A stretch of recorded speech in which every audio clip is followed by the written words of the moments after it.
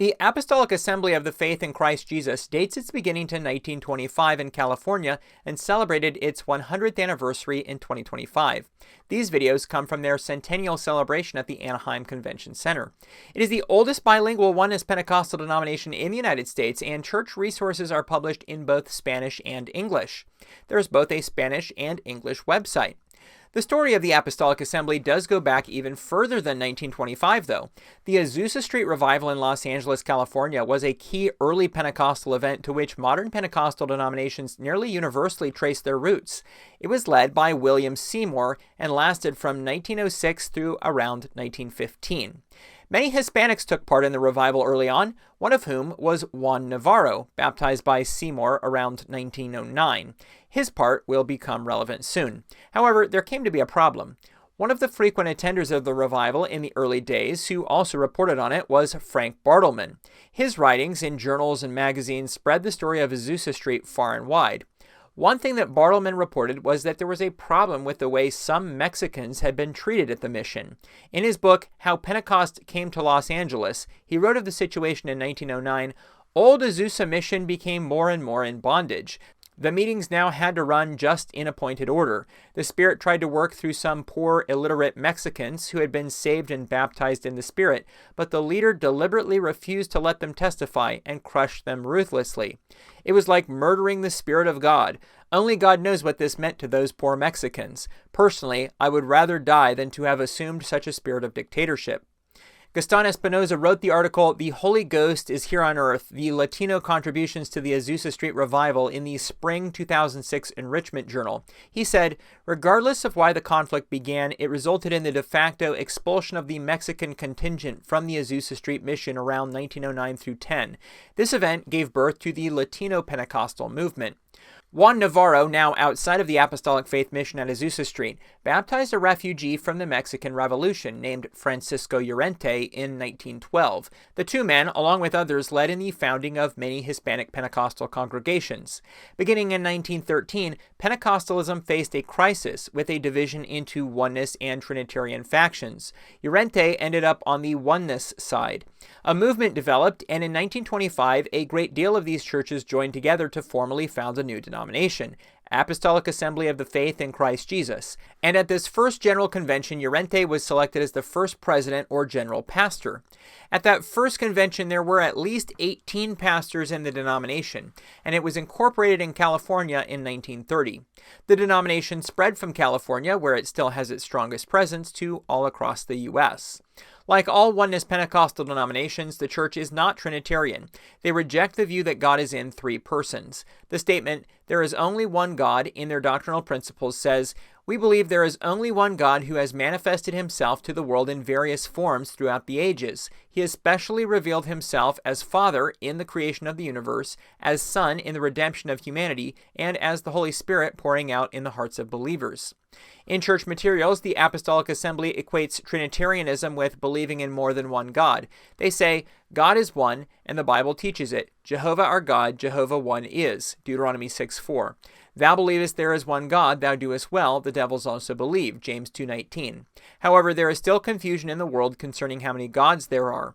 There are even Christians who believe in more than one God, for example, the Trinitarians. They also say, "We have then that God has manifested himself to man in three ways, as Father in creation, as Son in redemption, and as Holy Spirit in the lives of believers."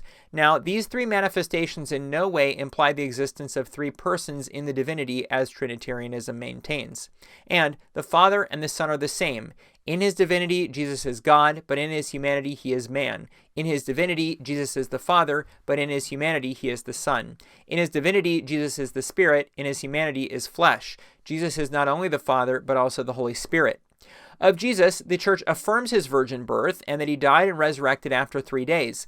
They say he is the everlasting Father and at the same time a child born unto us.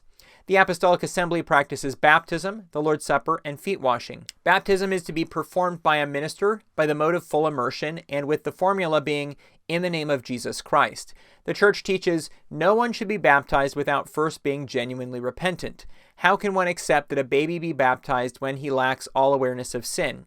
And water baptism is essential for the forgiveness of sins and the only means given by God under the present dispensation for us to reach heaven. The Church practices the Lord's Supper with the elements of unleavened bread and unfermented grape juice. The elements are said to represent Christ's body and blood. One church resource says, Catholicism and Lutheranism teach that the bread and wine actually contain or supernaturally become Jesus' literal body and blood. This is completely false. According to Jesus, the bread and wine represent him as symbols, not actual flesh. They say, no person shall participate in this ceremony who is not a faithful church member or is not in full communion. The practice of foot washing is in conjunction with the Lord's Supper. Of the Scripture, the Church says, we believe that the Word of God, the Bible, is divinely inspired, perfect, and that it is our highest and final authority. We believe in biblical dispensations, or separation in successive stages of the progressive revelation of God to man, with different administrations and rules of life in each one. Church materials use different versions. For example, in English, the KJV, NKJV, NIV, and NASB, among others. One of the discipleship booklets says, the Bible teaches us that God is the creator of the human being. It was he who made us and not we ourselves. Biblical statements such as these contradict the commonly accepted beliefs and theories that man comes from the ape and is part of a supposed evolutionary chain. Of the origin of sin, the same book says, by disobeying, Adam and Eve introduced sin into the entire human race. Now we are all born with a sinful nature, slaves of sin. Our nature changed from innocent to sinful and from pure to depraved. Our nature is now sinful, inevitably leading us to sinful deeds, bringing us guilt before God and condemnation. We are born guilty before God, sentenced to death. The Apostolic Assembly teaches in substitutionary atonement. They say, in order to provide an acceptable substitute, God himself came to earth as a man without sin, Jesus Christ. He was the only innocent person who has ever lived, the only one in history who did not deserve to die, thanks to which it could be our perfect substitute on the cross. The death of Jesus became the permanent propitiation for our sins. Of the way of salvation, they say, to be saved it is necessary to believe in the complete gospel of Jesus Christ, which presents to us repentance, water baptism, and the baptism of the Holy Spirit as fundamental requirements for salvation. On the doctrine of eternal security, they say, we recommend that the faithful abstain from giving ear to doctrines that promise eternal security to the Christian, regardless of his conduct, and the idea that once saved, always saved. The Bible teaches that it is possible to be reproved and that we must remain faithful unto the end. The Church teaches in Holy Spirit baptism. In part, they say, we believe in the baptism of the Holy Spirit as promised by God in the Old Testament and as poured out after the glorification of our Lord Jesus Christ who sends it. Furthermore, we believe that the demonstration that the person has been baptized with the Holy Spirit are the new tongues or languages in which the believer can speak, and this sign applies also in our time. In order for a person to be saved, they must have the Spirit baptism with speaking in tongues. One booklet says, primarily, the baptism of the Holy Spirit is part of New Testament salvation and is not an optional gift that only select Christians can receive. To be approved as a minister, one must have the gift of the Holy Spirit with speaking in tongues, and if married, his wife must too. Of spiritual gifts, the Apostolic Assembly says, the same power that operated in Christ first and later in the early church is still available to us today. The gifts are listed in 3 categories. Gifts to know supernaturally, word of wisdom, word of knowledge, discernment of spirits. Gifts to act supernaturally, faith, miraculous works, healings. Gifts for supernatural speaking, prophecy, various kinds of tongues, and interpretation of tongues. Further on tongues, it is said, the manifestation of the gift of tongues is entirely evident in the private and personal devotion and worship that many Spirit-filled saints perform. The manifestation is also evident in church services during the time when the church prays and praises together. During these occasions, the Holy Spirit intercedes for the child of God. The Church's statement on healing says, we believe that God has the power to heal all our physical illnesses, if that is his will, and that divine healing is a result of the sacrifice of Christ, for he has borne our griefs and carried our sorrows. The healing of the body takes place through a combination of the faith of the believer and power in the name of Jesus Christ, whose name is invoked when praying for the sick. The Lord Jesus Christ promised that those who believed in his name would lay hands on the sick, and the sick would recover. The sick shall be anointed with oil in the name of Jesus Christ by ordained ministers for the Lord to fulfill his promises. On using medical means, they say, If on occasion a brother needs to submit himself to the care and ministration of medical science, he should not be criticized by his fellow church members, who must weigh the matter and consider themselves, lest they may be condemned by what they themselves approve. We recommend that all members and ministers of our church abstain from improper criticisms of medical science whose advancements cannot be denied and originate in the ability that God has given men to discover the secrets of the functioning of the human organism. We also advise against opposing government campaigns for hygiene, vaccination, and cleanliness. Instead, we advise that they cooperate in these campaigns decidedly wherever possible. The following statement describes the church's eschatology. We believe that the church, composed of the dead in Christ and the faithful living on earth at the time of the rapture, will be lifted up to meet the Lord in the air and to take part in the wedding feast of the Lamb of God. Thereafter, the church will descend with the Lord to earth to pass judgment upon the nations and reign with Christ for 1,000 years. This period will be preceded by the Great Tribulation and the Battle of Armageddon, which the Lord will end upon descending on the Mount of Olives with all his saints. This view is pre-tribulation rapture premillennialism. Following the millennium is the judgment of the unsaved at the Great White Throne. Another church publication says, "We believe that God's plans for the church and Israel are different, for Israel still has pending earthly promises which are to be fulfilled after the rising of the church, while the church is the recipient of celestial and eternal promises in glory." On marriage, the church says, "We also believe that marriages shall take place solely among faithful church members. No minister shall perform a marriage ceremony between a church member and an unbeliever. Church members in full communion who marry unbelievers shall be judged by their pastors." The Constitution says, "We believe that God has commanded that no intimate sexual activity be engaged outside of a marriage between a man and a woman. We believe that any form of homosexuality, lesbianism, bisexuality, bestiality, incest, fornication, adultery, and pornography are sinful perversions of God's gift of sex. We believe that God disapproves of and forbids any attempt to alter one's sex by surgery or appearance." The church states on divorce that a legitimate case for divorce is due to adultery. If a marriage ends due to adultery, the party who did not commit adultery is free to remarry. Additionally, when one of the partners is an unbeliever and abandons the believing partner, the believer has the right to divorce.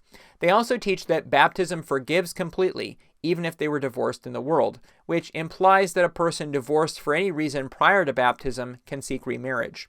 A minister who divorces should leave the ministry.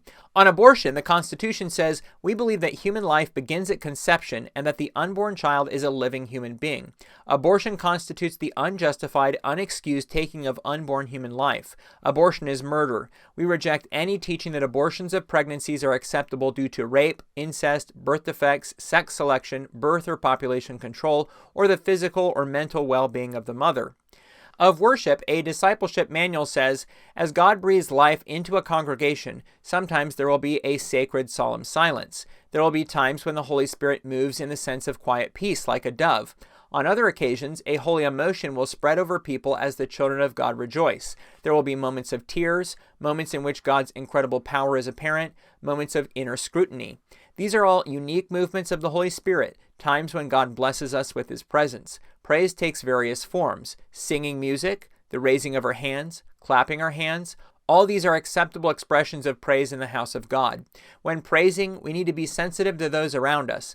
We also need to keep in mind that the pastor is in charge of the service and is ultimately responsible for its order. Apostolics are known for our vibrant worship. Vibrant worship is one reason why our services are different. The church's constitution puts limits on certain behavior during church services, saying members of the Apostolic Assembly must be reverent and keep their composure during church services.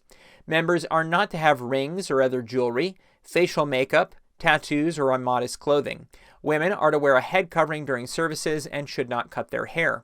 The Constitution lists some holiness standards for members, requiring them to abstain from alcoholic beverages, use of tobacco, and unwholesome entertainment.